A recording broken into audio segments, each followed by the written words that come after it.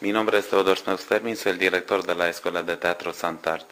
La escuela está funcionando desde hace 5 años. Yo soy licenciado en dirección de escena y entonces quise poner en práctica prácticamente el oficio que lo domino.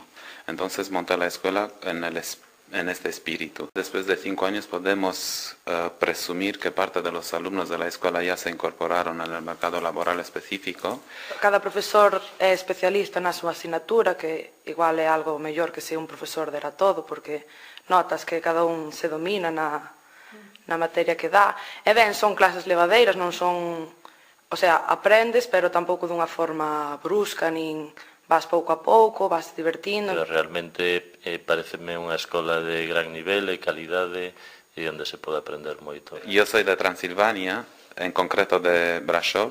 Llegué ahí hace 10 años, casi 10 años, sí, en Galicia, por circunstancias naturales de la vida. Encuentro la dificultad de que también estoy estudiando en la universidad, entonces compaginarlo me cuesta mucho. Lo que pasa es que a mí el teatro me encanta y sí. Estoy muy contenta, de hecho el primer año lo hice así un poco de prueba y me sentí realmente muy realizada. Y bueno, cuando acabe de aquí, pues si no sale en trabajo lo que sea, yo pretendo seguir formándome, si no es aquí es en otro sitio. Yo no me siento emigrante aquí, la palabra extranjero me suena bastante raro. Será también porque soy, entre comillas, un emigrante especial en el sentido de que soy uno de los emigrantes que no sufren el síndrome de Ulises. Me gustaría destacar algo de esta escuela que me llamó muchísimo la atención. De primero, hay una asignatura que se llama Memoria y Atención Distributiva, que es algo que es poco común encontrar en otros centros o mismo en la Universidad de Vigo, creo que tampoco hay nada que se le parezca.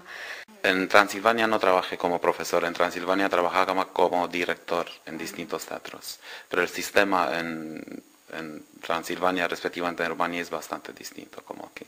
Mi carrera pedagógica prácticamente empezó aquí, en España, pero en otra escuela, trabajé para otra escuela anteriormente, que no era mía, esta presumo que es mía. Por que estou aquí? Pois porque cando te gusta é algo que te gusta e tes que facelo, sí.